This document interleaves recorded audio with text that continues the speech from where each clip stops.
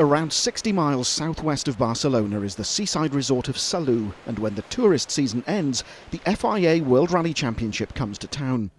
The 2013 Rally de Espana was unique in that it featured both gravel and tarmac stages and a loop of stages run entirely in the dark. The rally began with those three nighttime stages, with Elfyn and his co-driver Dan Barritt keen to repeat the form that saw them finish second in the WRC2 category in both Germany and France.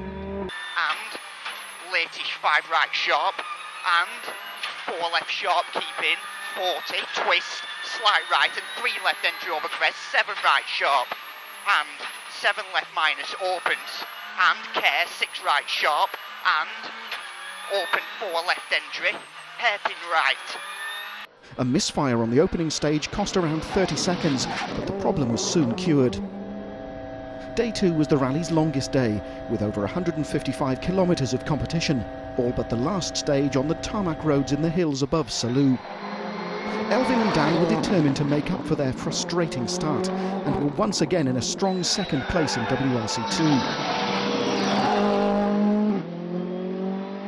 The only crew ahead of them were the former Formula 1 star Robert Kubica and his co-driver Michel Baron, and the Polish pair set a string of fastest stage times. Elfyn, however, was just as consistent, second quickest on all of the first 5 of the day's stages. The young Welshman was a fraction over 2 minutes adrift of Kubica's Citroën, with another 2-minute cushion between Elfyn's Ford Fiesta R5 and the Skoda of Sepp Wiegand in third place. The day's last stage was the rally's shortest, a 2.2-kilometre spectator stage around the seafront in Salou. The combination of blown sand from the beach and a marble-like road surface meant grip was an issue, which no doubt pleased the spectators, but was a real headache for the crews. Slippy tight, 9 left camber.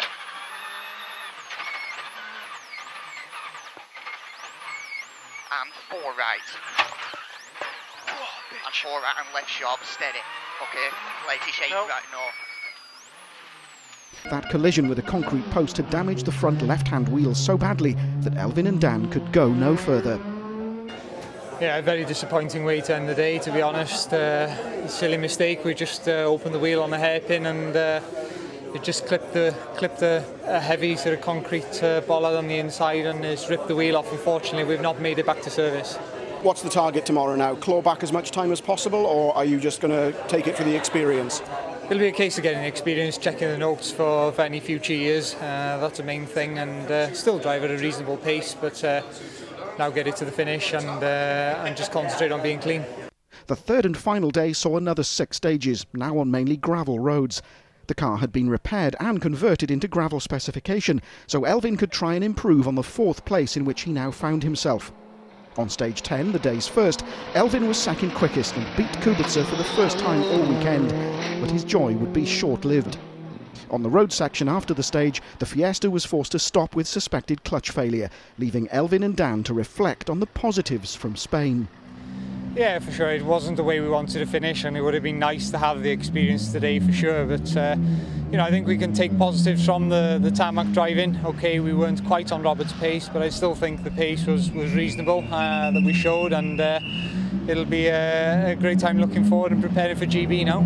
You know, we set some good times, to be honest, yesterday on the tarmac, and happy with the pace. Okay, it wasn't the ultimate pace in the class. You know, Robert was a little bit faster than us, but you know, we've got a lot of good things to take away again from this weekend.